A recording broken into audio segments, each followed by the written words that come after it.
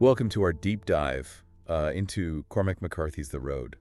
Um, Oh, yeah. it's a book that's It's a tough one. incredibly bleak, Mhm. but also strangely beautiful, Yeah, and it poses some really profound questions about what it means to be human. absolutely.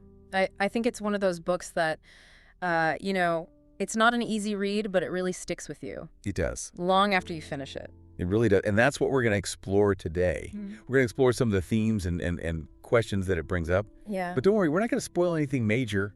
We're just here to kind of spark your curiosity Right. and give you some food for thought. Yeah, I think one of the things that struck me about The Road is just how McCarthy kind of drops you right into this desolate world. Right. He doesn't really explain how or why this disaster happened. You're just kind of there. Yeah, it's like waking up from a bad dream and realizing the nightmare is real.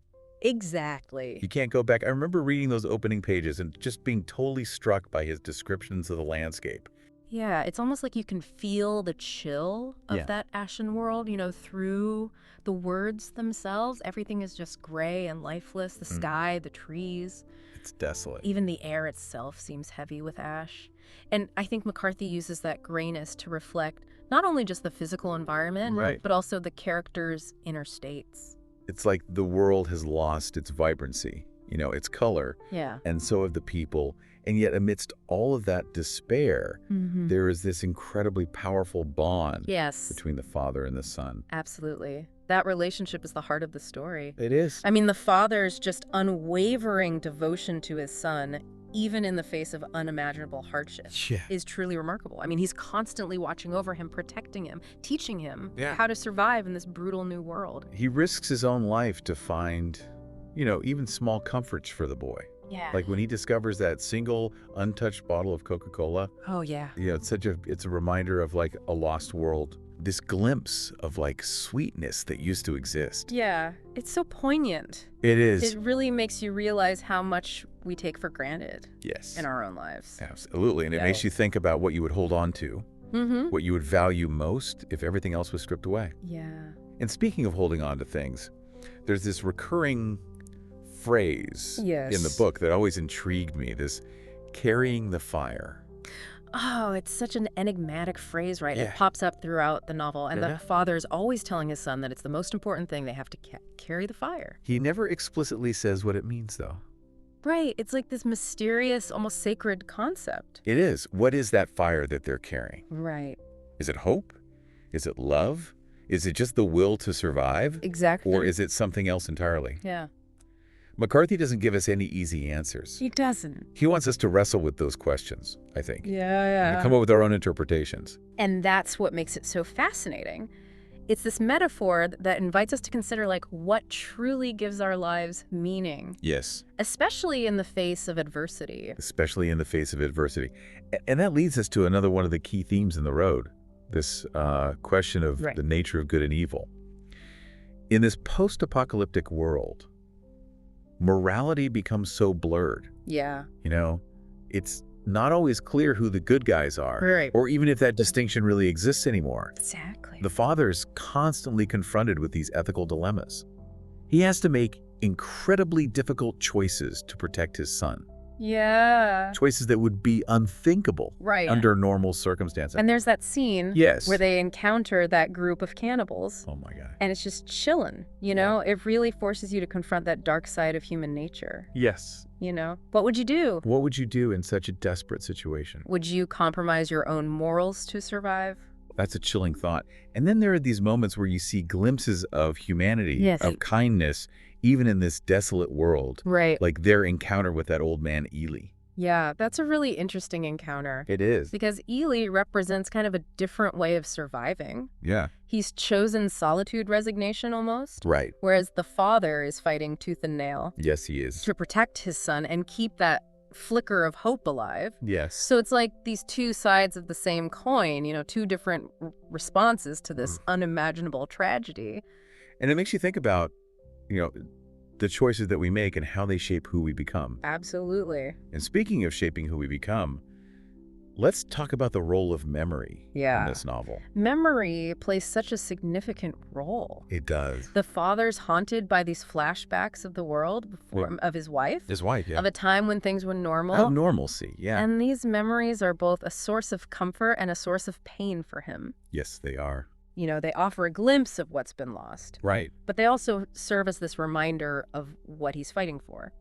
It makes you think about the power of memory, how it shapes our present and influences our future, even in a world that seems to have no future. It's interesting how McCarthy uses those fragmented memories to create a sense of both nostalgia and dread at the same time. He does. It's like he's saying that even in a world that's been destroyed, the past can still have a hold on us. It can. It can comfort us, but it can also haunt us. Absolutely. Yeah. It's a powerful thing. It is. It's not just the father's memories, though.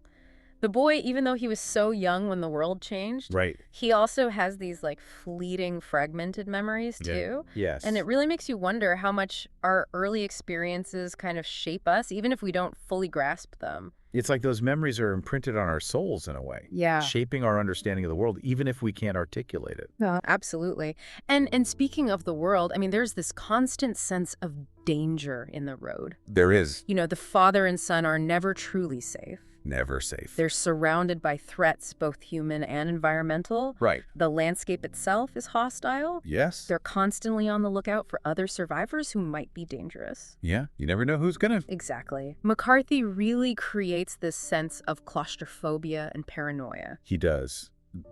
You mentioned environmental threats, and there is one in particular that he never fully reveals. Right. This rumbling subterranean threat that passes beneath them one night. It's such a great example of how he uses the unseen to create tension and fear. It is. We never know exactly what it is. We don't. But it's clearly something powerful and terrifying. It's this reminder that even in a world that's been ravaged like this, there are still forces beyond our comprehension. Lurking beneath the surface, waiting to erupt. Yeah. And then, of course, there's the more immediate threat of other survivors. Of other people, exactly.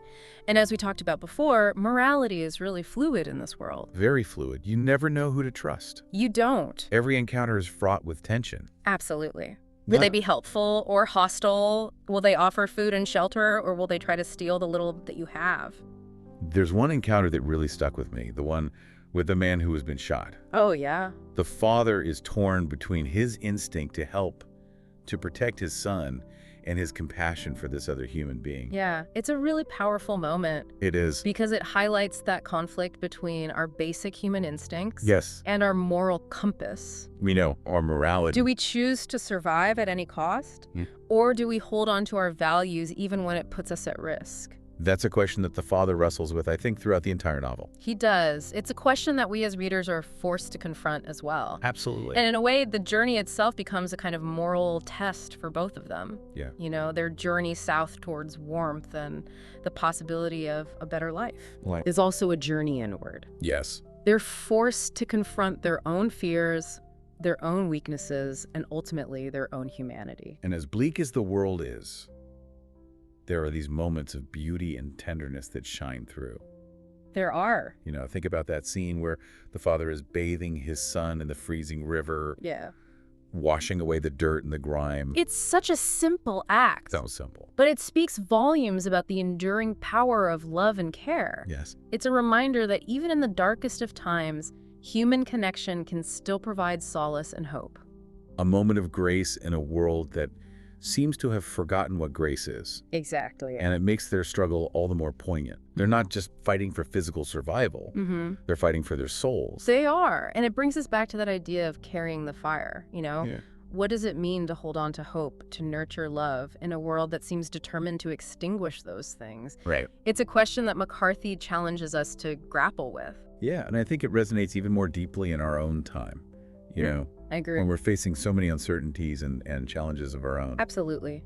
The Road is not just a post-apocalyptic novel. It's a reflection on the human condition. Yes, it is. You know, it asks us to consider what truly matters, what we would be willing to fight for if everything else was taken away. It's a reminder that even in the face of darkness, there's still beauty to be found. There's still love to be shared. There's still hope to be carried forward. however faintly it may flicker. And that, I think, is the ultimate takeaway from The Road. I think so too. It's a story about the power of the human spirit to endure. Yeah, it's interesting because even though The Road is set in this post-apocalyptic world, it still feels incredibly relevant to our own lives. It does. We might not be facing a global catastrophe, but we all experience loss. We all face challenges that test our strength and our spirit. That's so true. It's a story about resilience, about finding a way to keep going even when everything seems hopeless. Right. And I think that's something we can all relate to no matter what our circumstances are. Absolutely. And it makes you think about what you would be willing to fight for. It does. What values you would hold on to if the world as you knew it suddenly changed. Yeah, McCarthy doesn't answer that question for us. He doesn't. He leaves it open for each reader to kind of contemplate their own values, their own definition of carrying the fire. It's like he's inviting us to participate in the story. Right. To create our own meaning from it. Exactly. And I think that's one of the things that makes The Road such a powerful and enduring work of literature. It's not just a story. But as an experience. I remember when I finished the book, I felt like I had been through something profound. Yeah. Something transformative. It stays with you. Yeah. It makes you think about the world differently, about your place in it, about the choices you make. And it makes you appreciate the small things. It does. The everyday moments that we so often take for granted. Right. Like a warm meal, a safe place to sleep, the company of loved ones. Things that become incredibly precious in the world of The Road. They do. And it makes you wonder, what would our world look like if we stripped away all the distractions, all the noise, and just focus on what truly matters? What would we be left with? It's a thought-provoking question, isn't it? It is. What would we carry with us into that darkness? Right. What would we hold on to? What would define us as human beings?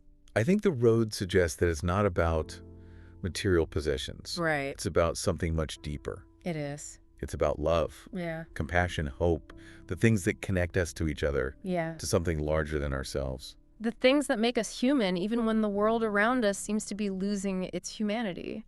And maybe, just maybe, if we can hold on to those things, if we can carry that fire within us, we can make a difference in our own world, no matter how small it may seem. I think that's the most important lesson we can take away from The Road. It's this reminder that even in the darkest of times, even when all hope seems lost, there's still a chance for redemption, for renewal, for love to prevail. It's a powerful message. And if you're looking for a book that will challenge you, move you, and stay with you long after you finish the last page, I highly recommend The Road. It's a journey you won't soon forget.